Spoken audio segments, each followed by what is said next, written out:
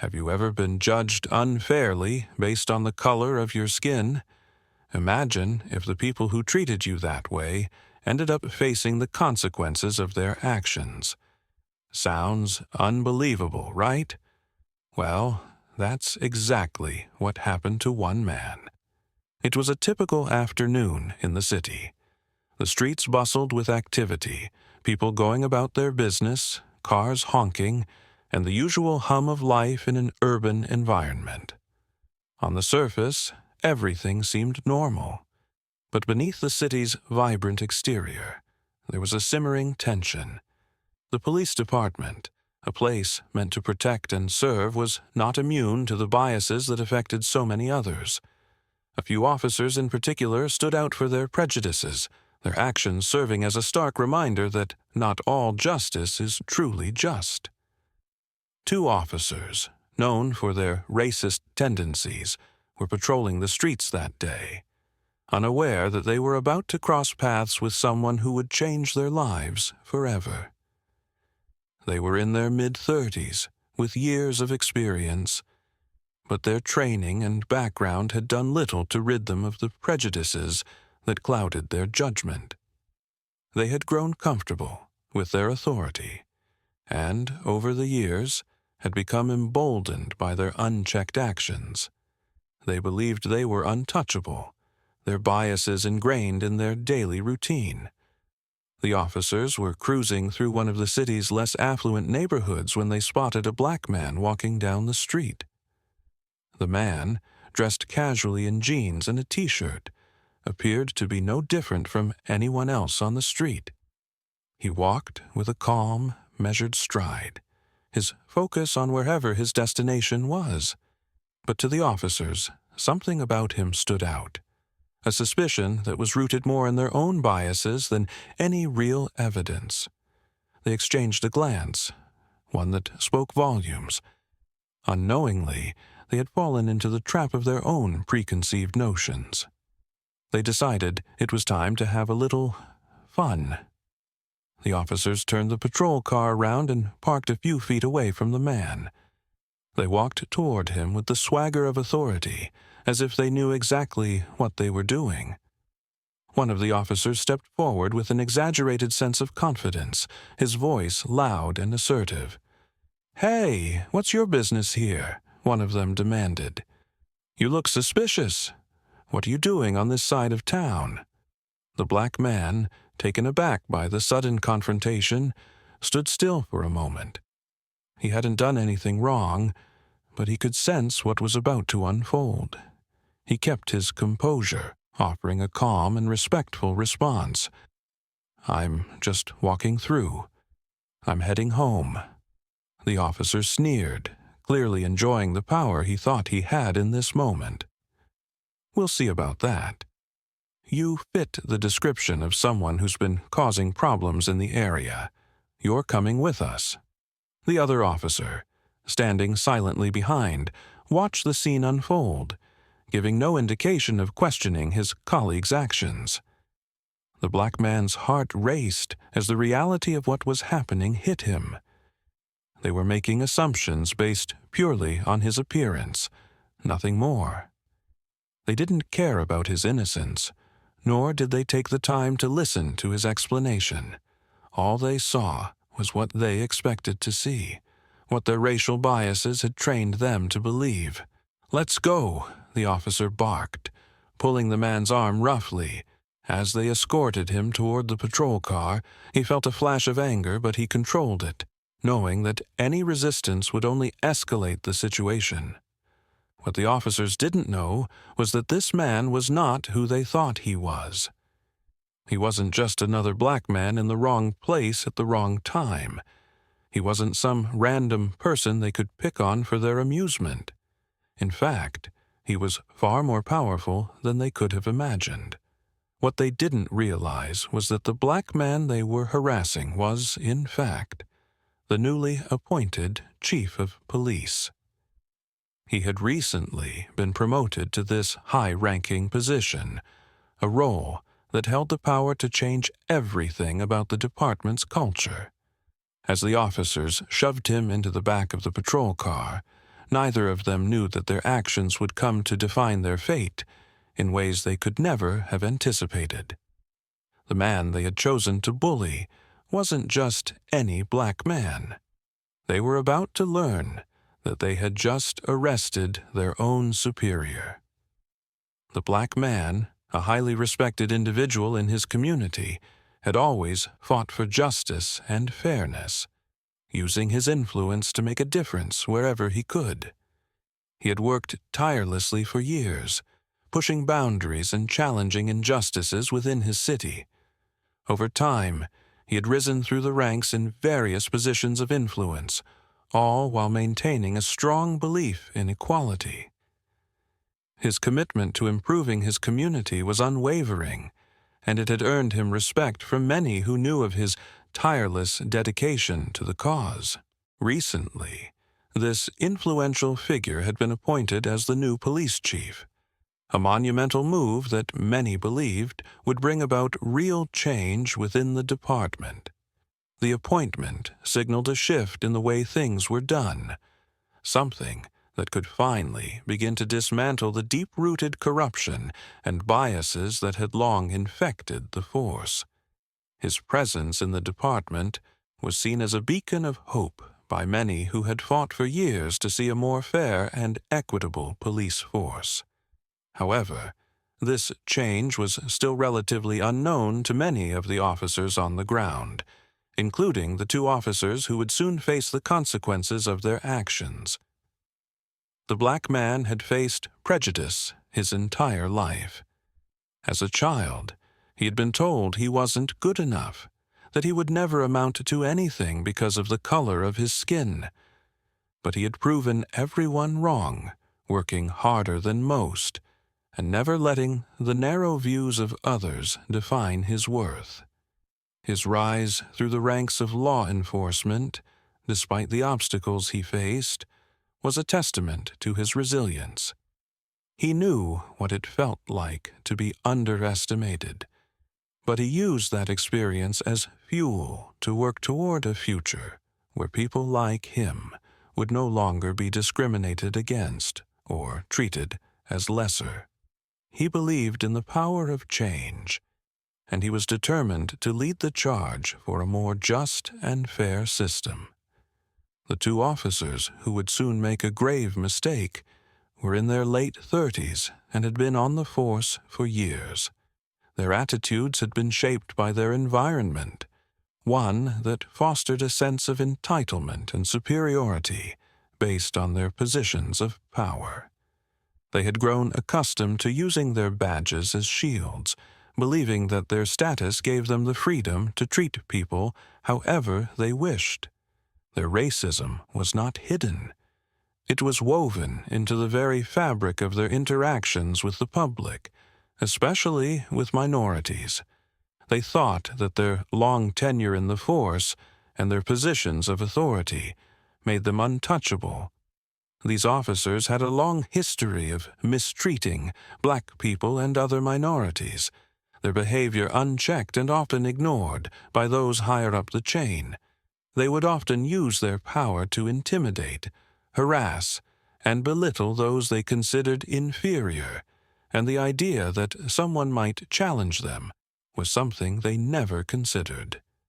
They operated with the belief that the world was built on power and fear, and that their badges gave them the right to wield both.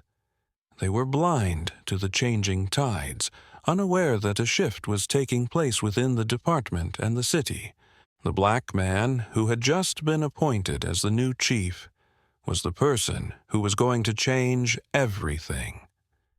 The officers didn't know it yet, but their racist tendencies would soon lead them to a confrontation that would expose their behavior and bring them face to face with the reality of the changing world they refused to acknowledge.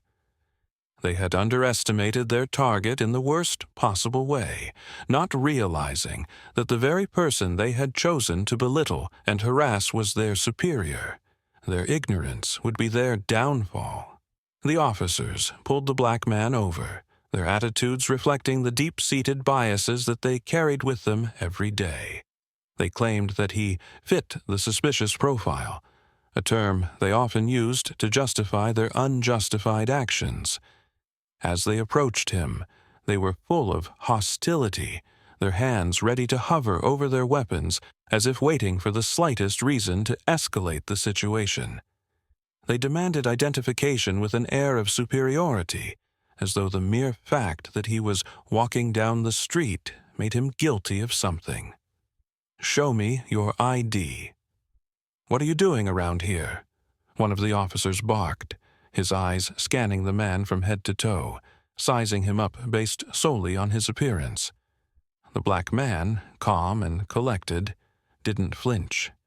He knew exactly what was happening. He had experienced this kind of treatment before. But today there was more at stake. He was no ordinary man. He didn't fit the profile of the average citizen these officers might routinely harass. He was the new chief of police, yet here they were, treating him as if he were nothing more than a stereotype. "I'm just walking through," the man explained, trying to keep his composure. "I'm on my way to an important meeting.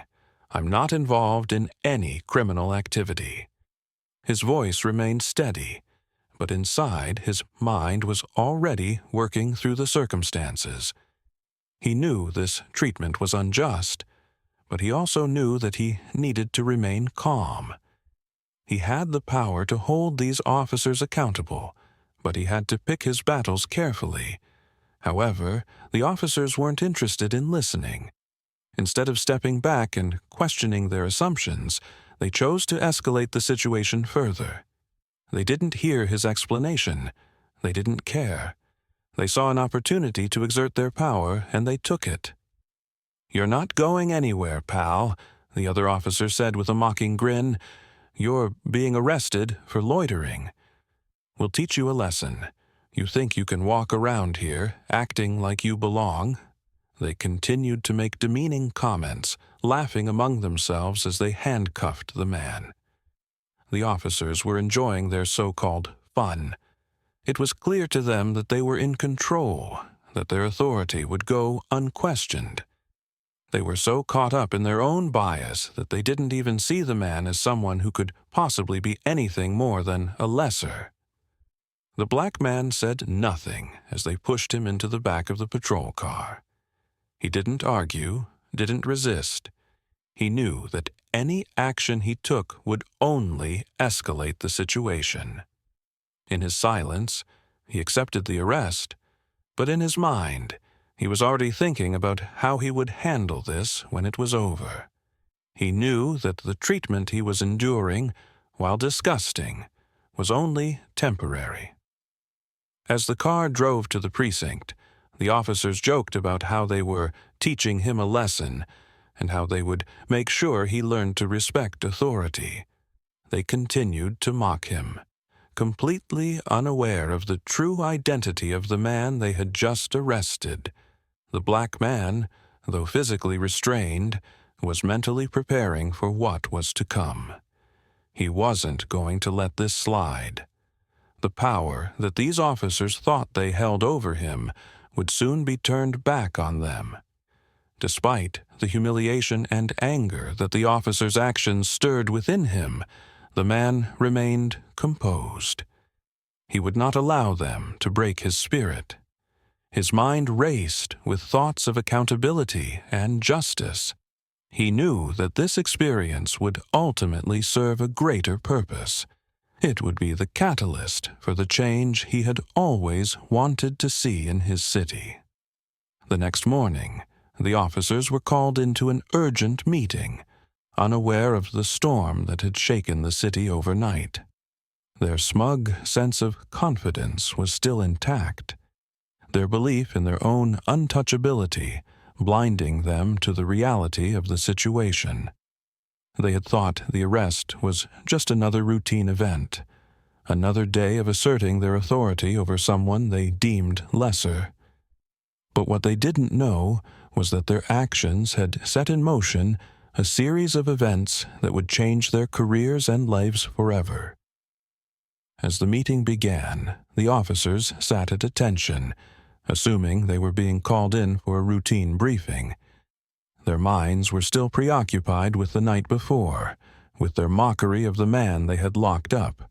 They had no idea that the person they had humiliated and locked away was the very person who now held the power to shape their future. The room fell silent when the door opened. The officers looked up, expecting to see another officer or a senior staff member entering, but instead, the man they had arrested the previous day walked into the room. Their eyes widened, their mouths slightly agape, as the reality of the situation hit them like a ton of bricks. The black man, dressed in the full uniform of the police chief, walked with quiet confidence into the room. He carried himself with authority, the weight of his new position apparent in every step. The officers could barely comprehend what was happening. The man they had mocked and belittled, assuming he was just another black man they could control, was now the one with complete power over them. Their eyes darted nervously between each other, a sense of dread creeping in. The chief didn't say a word at first. He simply stood in the doorway, letting the officers take in the reality of the situation. They had no idea how to react, how to process what was happening. The atmosphere in the room became suffocating, the tension palpable. The chief, now in complete control, stepped further into the room. His calm, measured demeanor only made the moment more intense. He didn't raise his voice or show any sign of anger. He didn't need to. The severity of the situation was clear enough. The officers, once so confident in their discriminatory actions, now understood the full extent of their mistake. "I am your new police chief," he said, his voice firm and composed. The room was silent as the weight of his words sank in. "What you did yesterday was not only wrong, it was an abuse of power. Your behavior was unacceptable, and it will not be tolerated." The officers shifted uneasily, their faces flushed with a mix of embarrassment and fear. They had thought they were above the law, that their position as officers gave them the right to treat others however they saw fit. But now, in front of their new boss, they could see the consequences of their actions. Without hesitation, the chief wasted no time. He informed the officers that they were being removed from their current positions, effective immediately. "You are no longer fit to serve in this department," he said calmly, his words cutting through the tension like a knife. "I will ensure that a full investigation is conducted into your actions, and you will face the full consequences of your behavior. You will likely lose your jobs, and that's just the beginning." The officers sat in stunned silence, their mouths open but unable to speak. The room felt suffocating as the reality of their fate began to sink in. The man they had belittled and arrested without cause was now in charge. He held the power to change everything. As the meeting continued, the officers were told that their discriminatory actions would not be tolerated within the department, and that the city would be taking steps to root out any systemic racism. The police chief, now fully in charge, would be leading the charge for accountability. His actions were a clear message to the officers and everyone in the department. No one was above the law, and racism would not be allowed to thrive. The room remained quiet as the officers were dismissed. They left the meeting knowing that their careers were hanging by a thread, their futures uncertain. The consequences of their behavior would follow them for the rest of their lives. The chief, standing tall before the officers, addressed them with a calm but firm demeanor. His voice rang through the room, carrying with it the weight of authority. "Your actions yesterday were not only inappropriate, they were a direct violation of the values we are sworn to uphold as officers of the law," he began, locking eyes with each of the two officers. "You will be suspended, pending a full investigation into your conduct. And rest assured, the consequences will be severe." The officers shifted uncomfortably, knowing they had crossed a line that couldn't be uncrossed. The reality of their suspension was just the beginning of what was to come. The chief's words hung in the air, and for the first time in their careers they felt powerless. Their actions, which they thought were simply part of their routine, had now put everything they had worked for in jeopardy. He continued, his voice unwavering. "I will not stand idly by while this department fosters an environment where racism is allowed to thrive. From this point forward, all officers will undergo mandatory bias training. We will ensure that every member of this force understands the importance of respect, accountability, and the elimination of racial discrimination from every aspect of our work." The chief's decision to take immediate action was a strong one, and it set the tone for the future of the department. It wasn't just about punishing the officers who had wronged him. It was about making sure that such behavior would never be tolerated again. The new policies that would be implemented were aimed at restoring fairness and justice to a department that had lost its way. The chief wasn't content to just punish those who had acted out of line. He knew that real change could only come through restructuring the entire department. He understood that a true transformation wouldn't happen overnight, but he was prepared to make the hard decisions needed to rebuild trust between the police and the community they were sworn to protect. He announced that the department would focus on transparency, communication, and community engagement as part of a comprehensive reform initiative. Officers would be reminded daily that their duty was to protect and serve all citizens, regardless of race, socioeconomic status, or background. The days of profiling, harassment, and unjust treatment were over. The department was no longer going to operate under the illusion that power could be wielded based on bias. The changes weren't just theoretical. They were quickly put into practice, and it didn't take long for the positive effects to become visible. As the department began to implement new protocols and train its officers on the importance of inclusivity, the community took notice. Citizens began to feel safer, knowing that the police were finally held to the standards they had always deserved. Reports of police misconduct decreased, and the atmosphere in the city began to shift toward one of cooperation rather than fear. As the weeks passed, the positive feedback from the community became a ripple effect that spread throughout the city. People of all races and backgrounds expressed their gratitude for the chief's leadership and the changes that were taking place. Trust, which had been broken over years of racial tension, was slowly being rebuilt. The chief's actions weren't just a turning point for the department. They were a beacon of hope for a city desperate for change. The chief knew that there was still much work to be done, but as the department began to shift toward greater accountability and respect for all people, he felt a deep sense of pride. He had taken the first step toward real reform, and he had done it by leading with integrity and courage. His actions had proven that true change was possible, and it had set the stage for a future where justice was served for everyone, not just a select few. The transformation of the police department under the new leadership became a model for other law enforcement agencies across the country. The changes implemented were not just procedural. They were a reflection of the core values of justice, respect, and inclusion. The department had shifted from being a source of tension and distrust to an institution committed to transparency and accountability. It showed the world that real change was possible, even in places where corruption and prejudice had once been rampant.